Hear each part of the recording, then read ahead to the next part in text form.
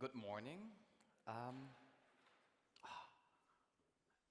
have to take this for a second. It's once in a year together, everyone in our ecosystem. It is lovely and great, and to see all of you. It has been a busy year so far. I mean, do you feel the acceleration out there? The disruption? Are you still able to catch up with everything in AI and politics? Today we meet because we are all part of the AI ecosystem. We are all part of this acceleration, especially here for the progress in Europe. Before I start, I have to mention that we have no internet in Berlin. It's not ours, it's the United Nations next to it, and I assume it's jammers, police. I mean, you saw all the stuff outside there. That is Berlin. Yeah? It doesn't work, but everyone is still coming.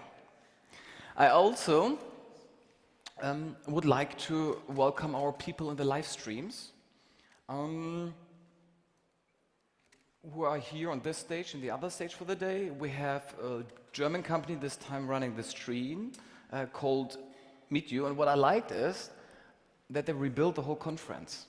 So the people online, you are in the same room like we are. I wanted to do it in VR one day, but honestly, VR, metaverse didn't reach us. It was one of the hypes which didn't make it now.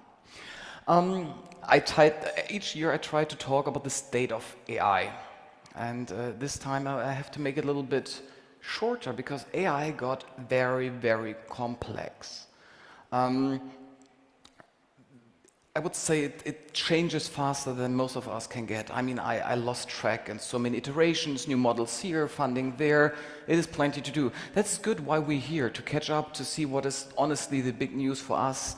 But my short view on the state of AI globally. So first, we have China. And what did China in the last couple of months? What we learned? We heard about DeepSeek and Manus. And it was interesting because all the media was like, what is DeepSeek, what happened here, and are we lost now? And everyone else knew DeepSeek before. It's like we knew ChatGPT before too, and OpenAI. So if you're in the ecosystem, it's no big surprises, but the mainstream, they were overtaken. And what China proved is that they are the clear number 2 in the world. They are very quick in adapting. They take American innovation, make it leaner, cost-efficient, smarter. And what I learned in the ecosystem was the wording, why didn't it come from us? Why were we not able to go mainstream in the world with something like Manus or DeepSeek? Because technically we could have done it. Sometimes the feeling we always want to do again an original and we don't want to copy and improve on it, but the Chinese are doing it. And if you talk with the Chinese ecosystem, they are heavy in the integration part. They are forcing all the governments, all the companies to work on AI, have standards. So especially in the hidden part of AI, we will learn more about them. And then we have the United States, still number 1, and they will stay number 1 for a while. And I would say AI is now unleashed.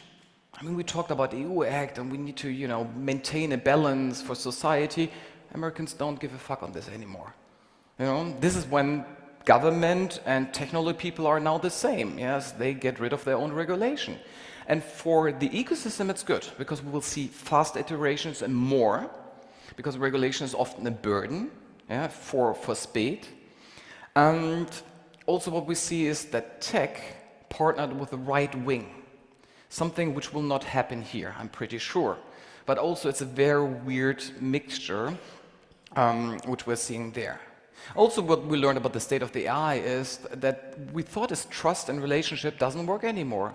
It's gone. Within a couple of months, decades of building up trust in our systems was kind of dismantled on the government level. But what I also learned is, talking with a lot of American companies, business continues. American companies are present here. I mean, half of them are Americans. They have German teams here, and they want to do. So business continues, and we sometimes have to abstract and don't blame the US for everything. It's just a part of government, and governments can change, but the business will continue. So I say that we will see the USA continue to lead the field. They still have the most capital, they have the most talents, and the most ambition. And then with the rest of the world, and what just in the last year we have seen mainly Saudi Arabia and United UAE coming up, with a lot of funding. I think Riyadh is parallel. Trump is over there and is forcing Saudi Arabia to invest, I think, 1 trillion. In exchange, they get 100 billion back. It's a good deal for someone.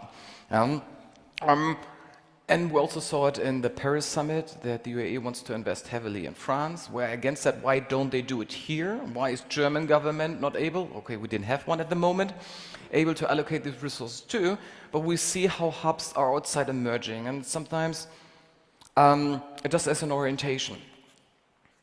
So we labeled last year this conference the good news from Europe, because we wanted to break with the negativity.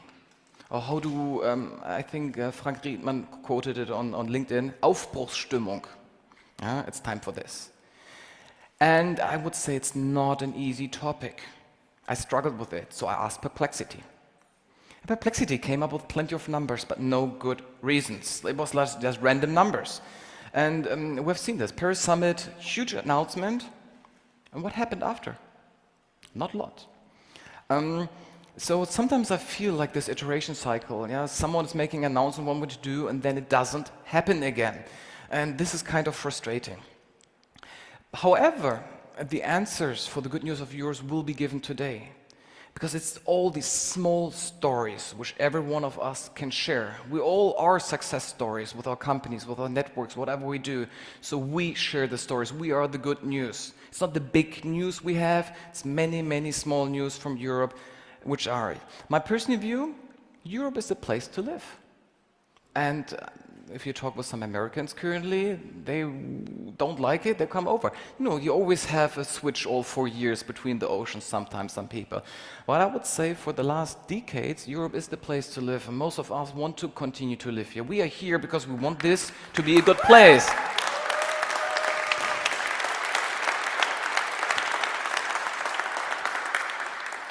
So what I say is, we will make it. We will continue, but smaller, slower, and more specialized. We have to find our niches and sweet spot. We can't compete with the large language models. We already lost the game due to talent, resources, and infrastructure, and capital. But we have everything else there outside of the big competition. We just have to be smarter than the others, and we are. So this time I will speak a little bit about the agenda. First, changes, because humans are humans, yes, and they change a lot, and also to guide you a little bit through the day.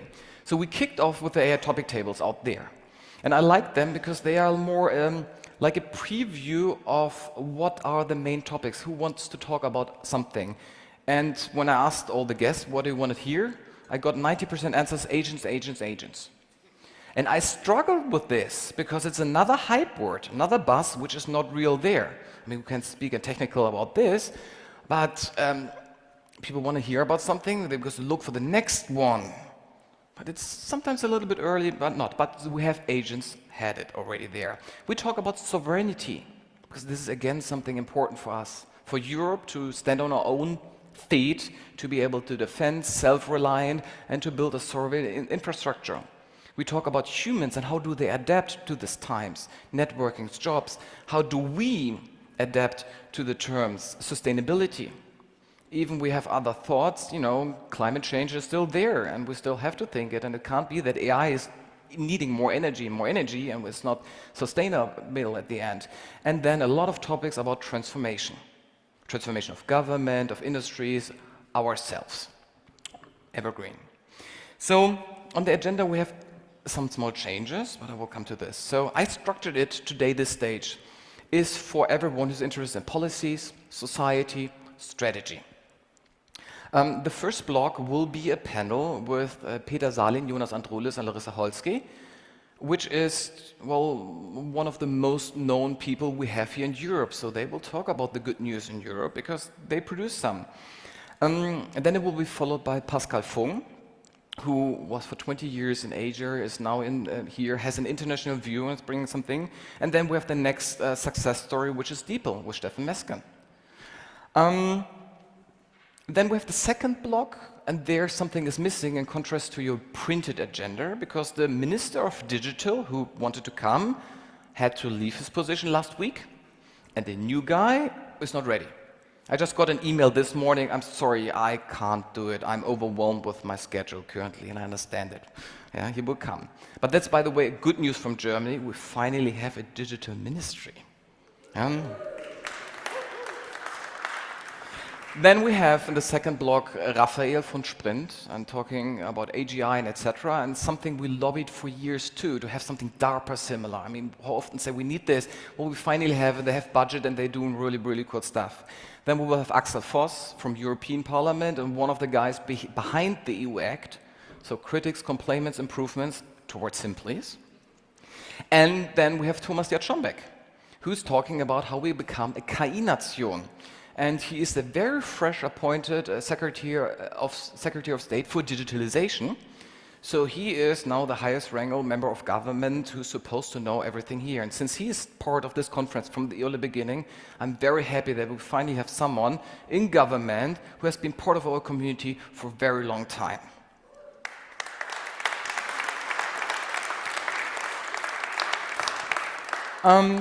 And then we have a panel with Carsten, Markus, and Vanessa and Stephanie to wrap up everything. And then we'll go for the third block. The third block is I wanted to have talking about the consequences for society. How do we do the storytelling positive? How do we frame AI as something good for society so more people benefit it and it's not getting all these prejudices which we have there out unknowingly. And then, so there we will have Kenza, Annika, Elisabeth, and Nikolaus. And then for the last keynote, we have Hans Uskoreit, who is here for every year and who is one of the longest professors, entrepreneurs which we have in the ecosystem. So I'm always very happy that he's joining us. Well, applied AI stage. This is for everyone who doesn't want to get into politics and is not interested. This is for execution, scaling, infrastructure. More transformation. We have a topic about longevity. So Ramin is here, and he's very happy if you join him later. Yeah. We have feminist AI as a topic. Yeah. We have innovation agent systems too. And at the end, we close with art and AI. And here we have a small update. Dr. Tina Klüver, contrast to your program, will be now at 12:30, because at 4:30, she's meeting her new boss, Frau Beer. Yeah? So that's good. You know, we have people here who are directly now there, but that also means if the boss is calling you and it's the new boss, you want to show up. So we had to change the agenda a little bit. That is with having a new government and shuffle. So don't complain if she's not there like written program. It's 12:30 now. We have also a new format out there, which is called Cognitive Labs. It's, if you go out there around the corner, it looks like a classroom. It has no screens, so it's an offline format. And let's say you can talk there behind closed doors. Whatever you learned there you can keep, but don't quote it in public, so the people on the other side can talk a little bit openly and be honest, which we like. We start there with the topic of software-defined defense with General Major Armin Fleischmann and Jörg Hasselbart. And this is a topic which is always sensitive to talk about defense and something we are facing. I mean, we have a threat out there, we have to ramp up our national defense capabilities, and we as an ecosystem, honestly, AI is one of the main drivers. So I asked them, what can we serve the military? How can we provide them? How do they have to act so we can help them with dual uses, knowledge, etc., because they need us. Then we will have, during the lunch with Claudia Poling, she mentioned it, iconic women in AI. So all iconic women in AI are invited, but cool men too. I asked for this. And then we will have a masterclass with NVIDIA and HPE about AI factories, so a little bit more hands-on, getting to the practical side. And then finally we have Mario Brandenburg, who's a friend for years too. He's the predecessor, let's say, from Thomas Jatzombeck, so he gave up the power. And he's today here as a private person, but he has been part of the government for the last 3.5 years, and he has seen stuff. Yeah, so you can ask him for insights, which I did yesterday for 2 hours, and it's very interesting to look behind the curtains, what really happened in the government, what his thoughts are, what his learnings are. And then we have another thing I always wanted to have is live podcasting. There's some podcasts I like to enjoy. So for the first time, we have 2 live podcasts. So if there's one of the podcasts you know or you don't know, you can join the audience and be part of a live recording, which will be over at the Piabo Lounge. First, Elisabeth Lorange, together with Annika Fomoutios, talking about HR and AI. And then with Agnieszka and Alexander for the podcast Zurück in die Zukunft. And which will be in German, I assume, because they always produce in German. I have no clue what they would talk about. They don't know it either yet too, but it will be a wrap-up of everything around which we have. And, oh yes, Veronika reminded me to do this. We have produced postcards for you. Because the more we use AI, the more we need humans. And Veronika had an idea to make it very offline. So we have postcards, 2 versions you will find out there, and some of them are with seeds inside. So AI needs roots and ethics, empathy, and earth. Or AI is the seed, humanity is the garden. So you can plant them and grow something out of it. And I thought, like, send them. Send them to friends or your mother. They're happy to receive a postcard. Send them to people who should be here next year, and send them, a handful of them, to Friedrich Merz. I want that he's receiving plenty of postcards that he has to show up next year to show and to explain us how he wants to make Germany cool again out there. And because people are lazy, and if you don't have it, you can ask me, I have stamps with me. Yeah?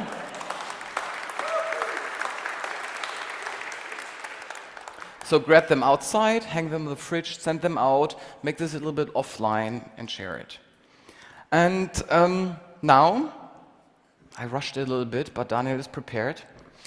I want that you enjoy the rest of the conference, meet a lot of people, catch up, go out, talk, connect, stay with the progress, be progress, and let's produce a lot of good news from Europe today. Thank you for being here.